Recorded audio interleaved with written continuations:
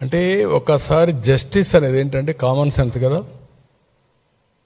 ఎందుకు మొన్న హైకోర్టు చట్టం చేశారు? అప్పుడు వీళ్ళకు ఇక్కడ ఉన్నారు కదా, కేంద్రంలో కూడా ఆ రోజు కేంద్ర ప్రభుత్వం న్యూట్రల్గా ఉన్నారు, అది వేరే విషయం. ఎందుకు ప్రయత్నం చేయలేదు నేను అడుగుతాను.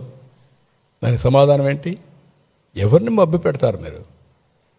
ఒకసారి రాజధాని కట్టినాక తుగ్లకులు కొత్తగా వచ్చి ప్రతి ఒక్కరు మారుస్తూ ఉంటే ఆ స్వేచ్ఛ ఉందా?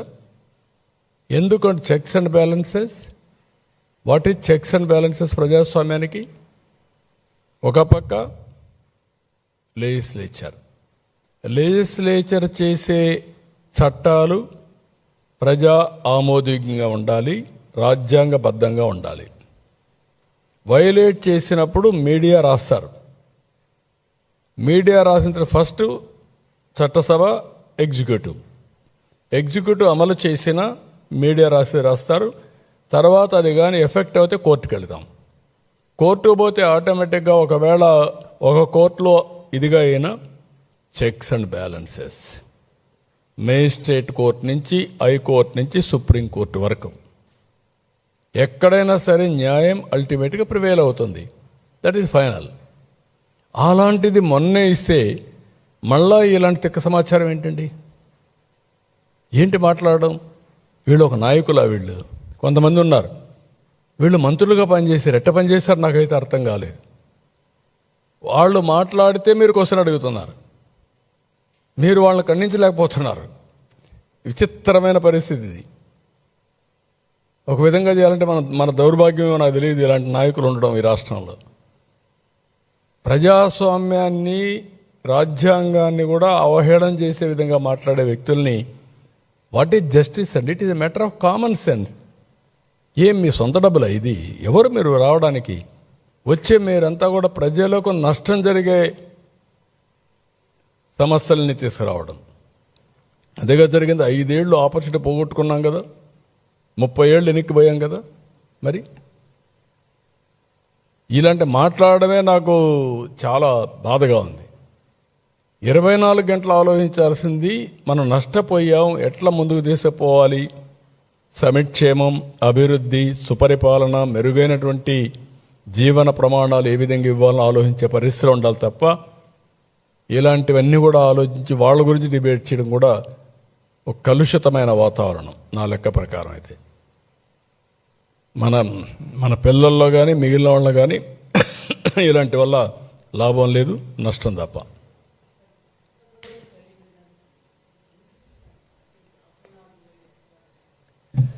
అంటే రాజధాని ఎక్కడైతే ఇక్కడ ఉందో అడ్మినిస్ట్రేటివ్ ఇది ఉంది. అమరావతి వాళ్ళు ఇచ్చింది మీకు చట్ట ప్రకారం సిఆర్డిఏ నోటిఫై చేసిన ఏరియా రాజధాని, అమరావతి రాజధాని. ఇప్పుడు క్యాపిటల్ రీజియన్ సిఆర్డిఏ నోటిఫై చేసింది, హైదరాబాద్లో ఉంది. ఒకప్పుడు మున్సిపల్ కార్పొరేషన్ ఉంది. ఇప్పుడు వాళ్ళు గ్రేటర్ హైదరాబాద్ తీసుకొచ్చారు, అన్ని కార్పొరేషన్లు కలిపి. ఆ గ్రేటర్ హైదరాబాద్ మొత్తం రాజధానిగా ఉంటుంది, అడ్మినిస్ట్రేషన్ మాత్రం ఒక సెంటర్లో ఉంటుంది. That is the meaning. అక్కడే కోర్టు ఉంటుంది, అక్కడే ఒక ఎగ్జిక్యూటివ్ ఉంటుంది, లెజిస్లేచర్ ఉంటుంది, everything will be located there. That is the.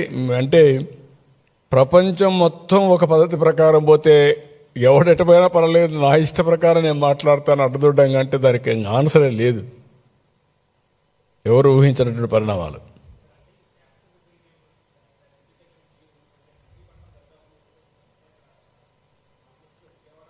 కాదమ్మా, సిఆర్డిఎల్ అది కూడా ఉంది, కావాలంటే కలిపేసుకోవచ్చు.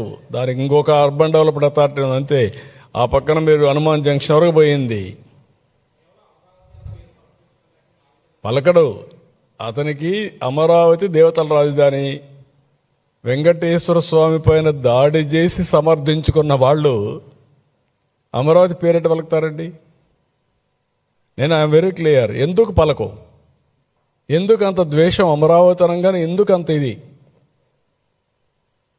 That is a clear indication. అంతే, ఇట్లనే ఉంటారు వీళ్ళ ప్రవర్తన అంతా.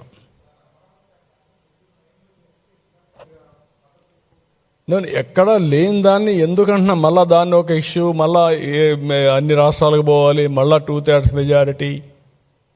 ఇప్పుడు ఎవరు వీళ్ళకి సపోర్ట్ చేస్తారు? ఏంటి వీళ్ళ పుట్టుపూర్వతలు ఏంటి?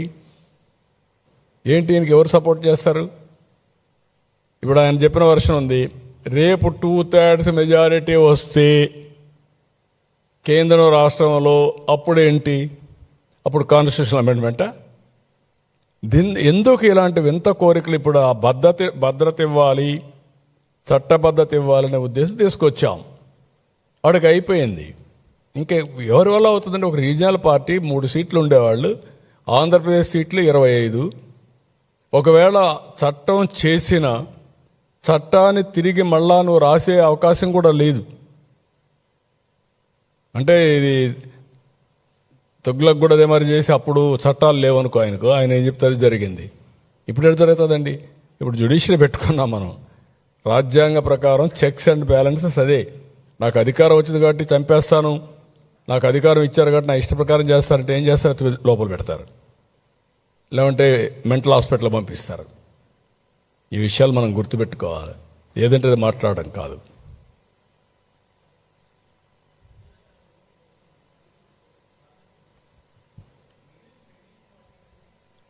నేనేమంటానంటే, వీళ్ళు 5 ఏళ్ళు ఏం మాట్లాడలేదు. వేరియస్ రూపేణ ఈరోజు వెంటిలేటర్ పై నుండి ఆర్థిక వ్యవస్థ, అలాంటి వెంటిలేటర్ పై ఉండడానికి ఎవరిచ్చారు? ఇప్పుడు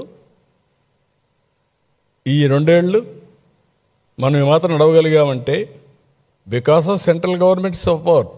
టోటల్గా Polavaram, Amaravati, even Visakhapatnam steel plant, zone, everything they are doing. Even రాయలసీమకి హార్టికల్చర్ ఇది అన్నీ చేసినప్పుడు అప్పుడు నేనేం అడగలేదు, ఇప్పుడు ఇవ్వండి మీరు అంటే కావాలని మాట్లాడడం తప్ప ఇంకోటి కాదు. వీ నో ఏ విధంగా కేంద్రం పూర్తిగా సహకరిస్తున్నారు. ఇది డబుల్ ఇంజిన్ సర్కార్, కేంద్రం రాష్ట్రం కలిసి పనిచేస్తున్నాం. ఇక్కడ ఏం పొరపచ్చాలు లేవు. ఈ రాష్ట్రం అంటే ఫైనల్గా మీరు గుర్తుపెట్టుకోవాల్సిన, మనం కష్టపడకుండా కేంద్రమే ఇవ్వాలన్నా కేంద్ర ప్రభుత్వంలో ఆధీనంలో ఉండే బీజేపీ ఉండే రాష్ట్రాలు కూడా ఉన్నాయి. కొన్ని పద్ధతులు ఉంటాయి, దాంట్లో maximum we're getting our funds. There is no second thoughts. ఎప్పుడూ లేనట్టుగా ఇప్పుడు మీరు మొన్న వీళ్ళు చేసిన పని ఏంటండి? నేను ఎప్పుడు చెప్తాను, విభజన కంటే ఆంధ్రప్రదేశ్ రాష్ట్రానికి పెద్ద నష్టం జరిగింది వైఎస్ఆర్ కాంగ్రెస్ పార్టీ విధ్వంసం. 30 ఏళ్ళు ఎన్నికపోయాం, 12-14% అయ్యా వడ్డీ రేట్లు. అడిగేవాళ్ళు లేడని ఆస్తులు తాకట్టు పెట్టడం ఏంటి? మళ్ళా ఇప్పుడు మాట్లాడుతున్నారు. డెఫినెట్గా మేము short term, medium term, long term plan చేసుకుంటున్నాం. తగ్గించాలి. 100% మనకు వచ్చే డబ్బులంతా శాలరీస్కే సరిపోతున్నాయి. Own resources శాలరీస్కి సరిపోయినాయి. కేంద్రం ఇచ్చే డబ్బులు వడ్డీకి లేకుంటే అసలు కట్టడానికి సరిపోతుంది. మళ్ళీ ఏం చేయాలని అప్పులు తీసుకొచ్చి అవి కూడా చాలడం లేదు. ఇలాంటివి ఒక పద్ధతి. ఇప్పుడు తెలంగాణ ఉంది, 40% 30% state own resources on revenue expenditure. కొన్ని స్టేట్స్ ఆ విధంగా కొంచెం బ్యాలెన్స్ చేశారు. ఒక వ్యక్తి రావడం, పిచ్చి చేష్టలు చేయడం, రాష్ట్రాన్ని నాశనం చేయడం, ఇది కరెక్ట్ కాదు. కొంచెం డిసిప్లిన్ పెట్టుకోవాలి అందరం. Okay, thank you.